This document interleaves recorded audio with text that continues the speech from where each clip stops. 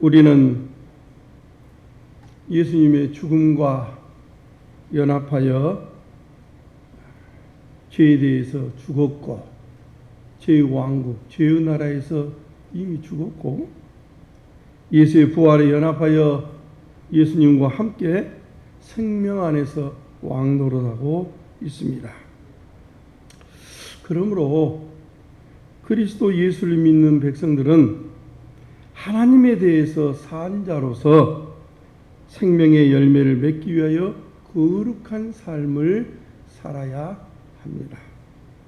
그래서 8장에서는 옛것으로 하나님을 봉사하지 말고 새 것으로 새로운 질서에서 하나님을 봉사하라고 말하고 있습니다. 왜냐하면 옛것은 죄와 사망이 지배했던 것이요, 옛것은 썩어짐으로 끝나는 것이기 때문에 생명을 위하여 열매를 맺을 수가 없습니다.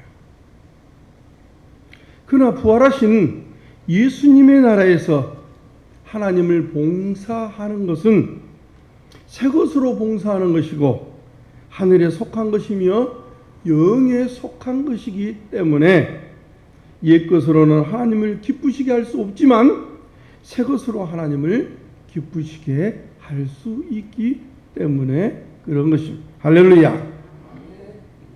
그러면 우리들이 어떻게 영의 새 것으로 열매를 맺을 수 있겠습니까?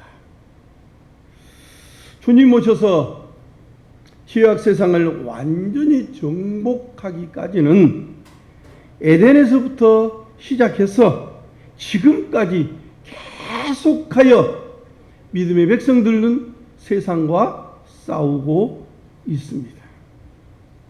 실제로 우리들이 하늘의 새 백성이 되었고 하나님의 영이 거하는 권세 있는 백성이 되었습니다. 우리 몸은 그런데도 불구하고 여전히 죽음의 질서 가운데 살아가고 있습니다. 우리가 보는 세상은 여전히 썩어짐이 왕인 것처럼 행해지고 있다는 것입니다. 그러므로 만일 새로운 질서가 되어버리고 부활의 나라가 완전히 이루어져 버렸으면 우리가 싸울 일이 없지요. 이미 그 안에 있으니까 우리는 영원한 생명을 누리며 살 것입니다. 그러지 못하기 때문에 썩어짐과 세상의 질서와 우리는 싸우고 있는 것입니다.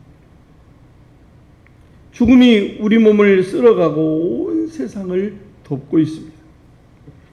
우리가 믿는 믿음이 무엇이며 또 우리가 소망하는 것이 정말 사실일까?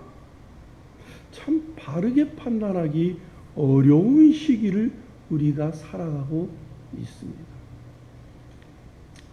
그러니까 우리 믿음의 백성들이 자꾸 혼돈되어 헷갈립니다. 지금 일어나고 있는 우리 기독교계 교회들의 일부 교회들의 일탈로 인해서 한국 사회가 이토록 어려움 가운데 있는 것도 바로 이러한 혼돈 가운데 있기 때문에 그런 것입니다. 그래서 분별하지 못해요. 그래서 우리가 우리의 믿음이 무엇인가? 정말 내가 소망하는 것이 정말 사실일까? 그냥 묵상하면서 기도하고 있으면 괜히 이상한 생각이 들고 정말 하나님이 창조했단 말이야?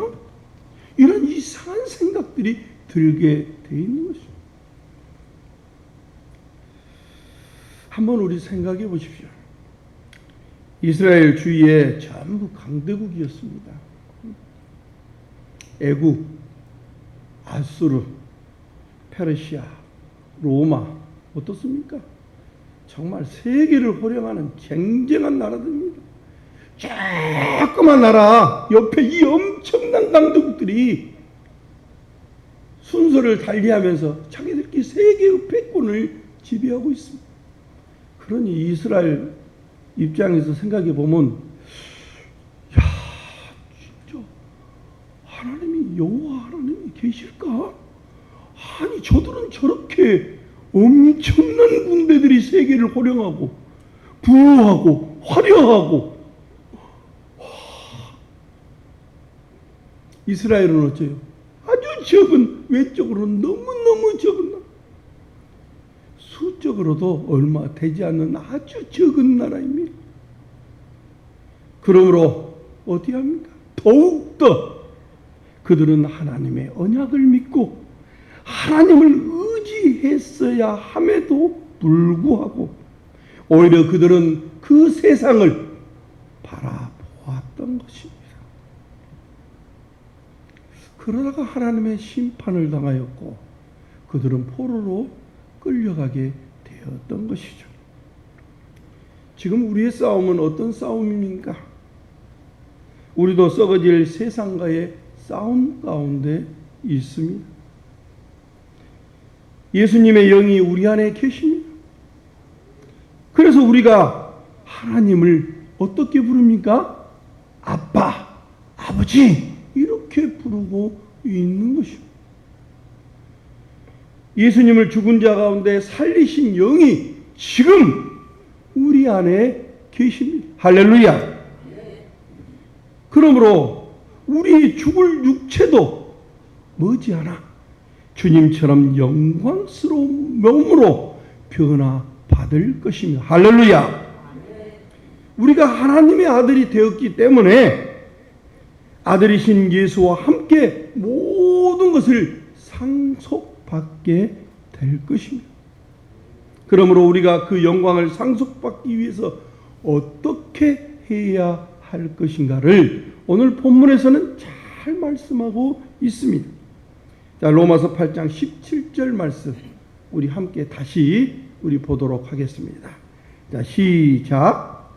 자녀이면 또한 상속자 곧 하나님의 상속자요 그리스도와 함께한 상속자니 우리가 그와 함께 영광을 받기 위하여 고난도 함께 받아야 할 것이라. 무엇도 함께 받으라고요? 고난도. 본문에 그와 함께 영광을 받기 위하여 고난도 함께 받아야 한다고 말씀하고 있습니다. 그러니까 예수님이 걸었던 그 길을 예수님처럼 행하지 않고는 그의 영광에 참여할 수 없다. 이렇게 말씀하고 있는 것입니다. 우리가 이런 고난을 당하면 회피하고 싶잖아요. 왜 나에게 이런 고난이 올 것인가? 세상적인 고난도 그래요. 저도 처음에는 어땠겠습니까? 남들 다 강건하고 건강히 사는데 목사님이나 저나 딱 이걸 고난이라고 생각하니까 힘들죠. 별의별 생각이 다 들죠. 믿음 아니면 어떻게 이기겠습니까? 주님하고 동행하지 않고는 그의 영광에 도달할 수 없습니다. 이스라엘 백성이 애굽에서 건짐을 받고 광야에서 하나님과 함께 동행하였습니다. 그러므로 그들이 가나안 땅에 들어갈 수 있었습니다. 물론 그 과정이야 아주 복잡한 과정들이 있었죠. 결말적으로 보면은 어쨌든 그들이 동행했기 때문에 가나안에 들어갔다. 성경 그렇게 이야기하고 있습니다. 그러므로 그들은 만약 애굽에서 벗어났다고 해서 가만히 있으면은 그냥 자동으로 가나안 땅에 들어갈 수 있었어요? 그렇지 않지 않습니까? 하나님께서 우리를 지으시고 구원하신 것은 한 몸 한 영으로 하나님과 동거하고 하나님을 대신하여 봉사함으로 에덴의 영광을 누릴 수 있었던 것처럼 만일 하나님을 봉사하지 않는다면 그런 하나님의 형상도 아니고 오히려 그는 죄의 형상이 될 것이고 죄의 종으로 삶을 살아갈 수밖에 없을 것입니다. 그러므로 우리 안에 예수의 영이 계시고 하나님의 영이 계시고 예수님을 살리신 그 영이 지금 우리 가운데 함께 하십니다. 그러므로 우리가 누구를 봉사해야 합니까? 하나님을 봉사해야 한다는 것입니다. 그러므로 우리들이 지금 하나님과 동거하지 않는다면 장차 완성된 생명의 나라에 절대로 참여할 수 없다는 사실을 우리는 기억해야 합니다. 이 점을 우리는 깊이 생각해야 해요. 늘 우리의 삶에 있어서 눈에 보이는 현실적인 것 때문에 잊어버리기 때문에 죄를 짓고 내 마음대로 살아. 지금 내가 하나님을 봉사하지 못하면서 지금 하나님을 기쁘게 하지 못하면서 천국은 따놓은 당상이라고 생각해서는 안 된다는 것입니다. 많은 사람들이 이 말에 속고 있다는 것입니다. 다 속고 있어요. 그러면서 싸울 생각은 안 하고 있다는 것입니다. 주님이 오실 때까지는 우리가 끝까지 싸워야 하는 것입니다. 아가서 8장 6절로 7절 말씀에 보면 사람은 죽음보다 강하고 그 어떤 채물로도 바꿀 수 없다라고 이야기하고 있습니다. 이처럼 사랑은 서로에게 속하기에 완전한 교제 가운데 살아가야 합니다. 이 말은 무슨 말이냐? 너는 나고 나는 너다. 하나다는 것이죠. 이것이 사랑의 교제, 사랑의 교제. 사랑한다는 말은 그 말이에요. 저 사람의 아픔까지도 내 아픔으로 채워야 되는 것이 사랑이지. 너는 네, 나는 나. 그 사랑이 아니라는 것입니다. 성경은 그러한 사랑을 이야기하고 있는 것입니다. 형제의 사랑도 마찬가지입니다. 저 사랑의 아픔이 나의 아픔으로 체결되어야 하는 것이에요. 그러지 아니하고 나는 삼자니까 이건 사랑이라고 말하지 않습니다. 바로 하나님이 우리가 죄를 지을 때 그만큼 아파한 마음이었기 때문에 독생자인 아들 예수 그리스도를 보내신 거예요. 이 사랑이 사랑. 우리는 하나님을 사랑한다고 합니다. 처음에 예수님을 만났을 때 얼마나 기뻤습니까? 내 목숨까지라도 주님을 위해서 다 드리겠습니다. 기도할 때마다 그냥 할렐루야 기뻐요. 그리고 그 기쁨으로 세상 가운데서도 살아갔어요. 그러면 지금도 그 사랑으로 우리가 살아가고 있습니다. 주님을 사랑한다고 고백합니다. 그러면 그 사랑을 여러분 어떻게 증명할 겁니까? 어떻게 증명할 거예요? 내 마음으로 주님 사랑해요? 성경은 분명히 말합니다. 아들과 함께 영광을 받았으면 아들과 함께 고난을 받아라. 할렐루야. 이 아들은 상속자일 뿐만 아니라 그리스도예요. 메시아예요. 구원자이십니다. 그런데 죽음에 이르도록 복종하심으로 하나님과 동행하여 하나님의 일을 이루셨습니다. 이것이 아들이 아버지를 사랑하는 모습이에요. 나의 생명까지라도. 그래서 조금 전에 제가 아가서의 내용을 요약해서 읽었지요. 8장 6절 7절 말씀에 사랑은 죽음보다 강하다. 이게 사랑이 사랑. 그러므로 이 아들과 함께 영광을 받으려면 아들과 함께 고난을 받아야 하는 것입니다. 로마서 8장 18절로 22절 말씀, 상당히 길죠. 5절에 걸친 말씀입니다. 함께 우리 또박또박 한번 의미를 생각하며 보겠습니다. 자, 시작. 생각하건대 현재의 고난은 장차 우리에게 나타날 영광과 비교할 수 없도다. 피조물이 고대하는 바는 하나님의 아들들이 나타나는 것이니 피조물이 허무한데 굴복하는 것은 자기 뜻이 아니요 오직 굴복하게 하시는 이로 말미암으니라. 그 바라는 것은 피조물도 썩어짐으로 종노릇한데 해방되어 하나님의 자녀들의 영광의 자유에 이르는 것이니라. 피조물이 다 이제까지 함께 탄식하며 함께 고통을 겪고 있는 것을 우리가 아느니라. 할렐루야. 피조물도 우리 때문에 고통을 당하고 있습니다. 그래서 그들도 하나님의 아들들이 나타나기를 소망하고 있습니다. 왜? 거기서 자유함을 얻기 위해서. 썩어지면서 자유함을 얻기 위해서. 본문은 우리에게 나타날 영광, 즉 아들이 받은 그 영광을 우리뿐만 아니라 만물까지라도 기다리고 있다라고 설명하고 있는 내용입니다. 이 만물이 썩어짐을 탄식하는 것은 그 만물이 잘못한 것이 아니라 정하신 하나님의 뜻인 것입니다. 에덴 때를 생각해 보십시오. 아담이 범죄했기 때문에 땅은 가시엉겅퀴를 내도록 아담뿐만 아니라 왕국의 만물까지라도 하나님이 벌을 주었어요. 벌을.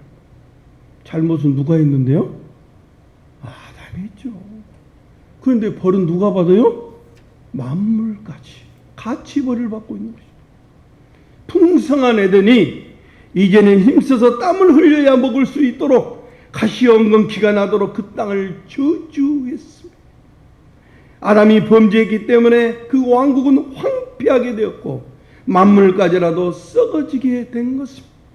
그래서 만물까지라도 하나님의 아들들의 영광이 나타나도록 죽음이 제거한 영광의 나라를, 그 나라를 나타나기를 기다리며 바라보고 탄식하고 있는 것입니다. 왜냐하면 썩어짐은 정상이 아니기 때문입니다. 그러므로 우리는 여전히 죽고 썩어지는 보이지 않는 세계에 살고 있을지라도 이러한 것이 당연하다고 여기며 살아서는 안 되는 것입니다.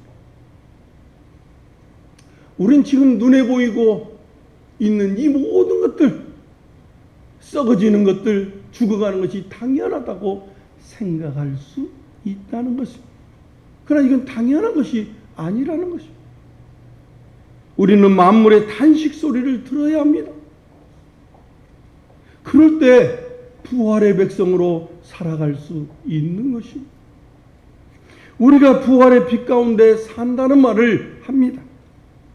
이 말은 우리가 비록 썩어짐의 왕국에 살지라도 세상의 썩어짐 가운데 함께 살아간다 할지라도 지금 우리가 보고 느끼는 이 모든 세상은 영원한 질서가 아니라는 것, 이 사실을 우리가 깊이 알고 기억하고 늘 되새기고 오직 하늘의 백성으로 살아가는 것, 이러한 삶이 부활의 빛으로 산다는 것이고 새로운 백성으로 살아간다는 것입니다. 이렇게 할 때 우리가 이 썩어짐과 이 죽음에서, 고난의 고통에서, 이 고난에서 우리가 이길 수 있는 것입니다. 사람이 낳고 죽는 것이, 해가 뜨고 지는 것이 당연한 것이라고, 이것이 과학적이라고 우리가 생각하며 살아가고 있습니다. 그러나 이러한 것은 다 무엇 때문에 지금 이루어지고 있는 현상입니까? 죄 때문에. 지금 죄 때문에 이루어지고 있는 현상. 그러므로 모든 만물은 해방받을 승리의 날을 지금 기다리고 있습니다. 로마서 8장 23절로 25절 말씀 우리 함께 보겠습니다. 자, 시작. 그뿐 아니라 또한 우리 곧 성령의 처음 익은 열매를 받은 우리까지도 속으로 단식하며 양자될 것 곧 우리의 몸의 속량을 기다리느니라. 우리가 소망으로 구원을 얻었음에 보이는 소망이 아니 보는 것은 누가 바라리요? 만일 우리가 보지 못한 것을 바라면 참음으로 기다릴지니라. 할렐루야. 우리들은 성령의 처음 익은 열매입니다. 성령께서 친히 우리 가운데 오셔서 하늘에 속한 새 백성으로 혹은 영의 새 것으로 또는 썩지 않는 새 백성으로 우리를 다시 지어 주셨습니다. 그런데도 우리의 몸은 썩어질 질서 가운데 지금 현재 있습니다. 그러니까 주님은 분명히 우리에게 너는 새 백성, 너는 영원한 생명을 얻었다라고 말하고도 있는데 그러면 그렇게 뻥 가버려야 될 거 아니에요. 그런데도 불구하고 여전히 내가 보는 이 세상의 질서는 몸도 죽고 썩어지고 있다는 것이죠.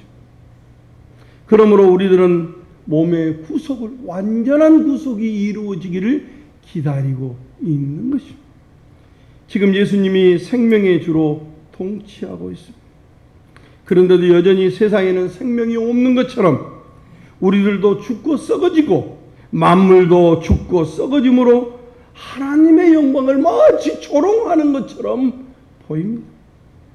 여전히 죄와 사망이 생명의 하나님을 조롱하는 것처럼 보이고 있습니다. 이것이 예수님이 받았던 고난인 것입니다. 또한 우리도 마찬가지로 이러한 고난을 받고 있습니다.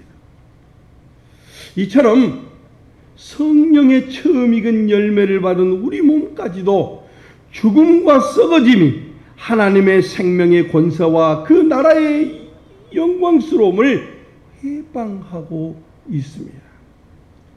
그러나 주님께서 오시면은 우리의 몸도 주님의 영광스러운 몸으로 변화를 받을 것이고 만물도 썩어짐에서 해방되어 하나님의 아들의 나라가 온전히 구현되게 될 것입니다. 할렐루야. 그래서 우리가 지금도 믿음의 삶을 살고 있고 세상이 걸어가는 그 길을 걷지 않냐고 주님만 바라보고 믿음으로 한 걸음 한 걸음 걸어가고 있는 것입니다. 그러므로 우리는 이 썩어질 시대에서도 하늘에 썩지 않는 영원한 것을 봉사하고 열매를 맺으며 살아가야 하는 것입니다. 그렇게 하기 위해서는 절대로 눈에 보이는 현실적인 썩어짐과 죽음에 속아서는 안 된다는 것입니다. 이 썩어짐은 곧 사라질 것이기에 보이는 곳에 속지 않고 보이지 않는 것을 바라보아야 하는 것입니다. 할렐루야. 우리의 구원은 지금 우리가 구원을 받았으면서도 주님이 오시면 만물은 썩어짐으로부터 해방하고 우리의 썩어질 몸이 주님처럼 썩지 않을 몸으로 변화하여 우리가 소망하는 이 구원이 완성될 것입니다. 그래서 세상 끝날에 완성된다는 의미에서 오늘 본문에서는 소망으로 구원을 받았다 이렇게 말씀하고 있는 것입니다. 사랑하는 성도 여러분, 그러므로 우리가 어떻게 해야 할까요? 구약 때는 백성이 하나님에 순종하며 가나안 땅은 젖과 꿀이 흘러 넘치도록 했습니다. 백성이 하나님을 순종하면 주위에 있던 아무리 강대국이라 할지라도 그 열국들이 그 적은 나라에 다 복종했던 것을 성경은 우리에게 분명히 증언하고 있습니다. 예수님은 말씀하시기를 너희 조상들은 하늘의 만나를 먹어서도 다 죽었다라고 말씀합니다. 그러나 나를 먹는 자는 영원히 죽지 아니할 것이라고 분명히 말씀하셨습니다. 할렐루야. 구약의 복들은 어떤 복입니까? 다 사라지는 복입니다. 다 없어지고 썩어질 복들이었습니다. 그 복은 썩어질 질서에서 하나님이 상급으로 주셨기 때문에 그런 것입니다. 솔로몬의 영광이 아무리 부유하다 할지라도 그것은 두 풀만 갖지 못했습니다. 왜 그렇습니까? 사라지고 없어지기 때문에 그런 것입니다. 그런데도 우리는 영원한 천국을 말하면서도 세상에 썩어질 것은 너무너무 연연하고 있다는 것입니다. 할렐루야! 썩어질 세상의 복만 탐하다가 정작 하나님을 잃으면 여러분 어떻게 하시겠습니까? 지금 99%가 나는 예수를 사랑하고 예수를 믿습니다. 예수님이 가는 십자가 일을 따라가겠습니다. 죽음이 썩어짐이 나를 유혹하고 오히려 나를 해방하고 나를 조롱한, 그래도 나는 썩어질 것이 좋아요. 그러면서 세상의 안일함에 빠져 있습니다. 세상 부귀 안일함과 세상 근심하다가 주님 나를 찾으시면 어떻게 만날까? 주님 내게 오시면 나 어찌 대할까? 멀리 방황하던 나 불쌍한 이 죄인 이제 주만 생각하며 세상 근심 버리고 두 손 들고 눈물로써 주만 따라가오리다. 자, 2절부터 같이 합니다. 세상 일에 얽매여서 세상 일만 하다가 주님 나를 부르시면 어떻게 만날까? 주님 내게 오시면 주님 내게 오시면 나 어찌 대할까? 멀리 방황하던 나 불쌍한 이 죄인 이제 주만 생각하며 세상 곳에 버리고 오직 주만 바라보면 주만 따라가오리. 지금까지 내가 한 일, 지금까지 내가 한 일 주님께서 보시고 훗날에 나를 보고 무엇 하실까? 주님 내게 오시면 나 어찌 대할까? 멀리 방황하던 나 불쌍한 이 죄인 이제 주만 생각하며 세상 영광 버리고 십자가를 내가 지고 주만 따라가오리. 주님이 오시면 목사한테는 네가 하나님의 말씀을 옳게 분별하고 해석하여 주의 백성들한테 바로 먹였느냐? 이렇게 물을 것입니다. 또한 우리 직분자들에게는 너희들이 하나님을 사랑한다 하면서 정말 사랑하는 모습을 내가 얼마나 보였느냐? 그렇게 주님이 우리에게 묻지 않겠습니까? 자신의 부와 명예 그리고 탐심을 위해서 우리가 기도할 때 부르짖고 자기 영광을 위하여 눈물을 흘리며 기도해도 하나님의 영광의 나라를 위하여 구하지 않는다면 어떻게 하겠습니까? 자신이 욕먹이면 화를 내지만 하나님의 교회가 욕먹어도 가만히 있습니다. 이것이 오늘날 우리의 교회의 현실 아닙니까? 그러기에 세상과 싸우려 하지 않습니다. 자신의 욕심을 위해서는 죽기 살기로 싸웁니다. 피 터지는 삶을 살아갑니다. 자신의 정치적인 야욕을 위해서는 오히려 하나님을 이용해서라도 정치하고자 하는 그 모습이 지금 현실적인 우리의 모습입니다. 이것이 오늘 우리 한국 교회의 현주소입니다. 도무지 주님을 위하여 세상과 싸우려 하지 않습니다. 사랑하는 성도 여러분, 종말을 살아가는 우리가 어떻게 살아야 합니까? 우리는 하나님을 닮은 완전한 자로 살아가야 합니다.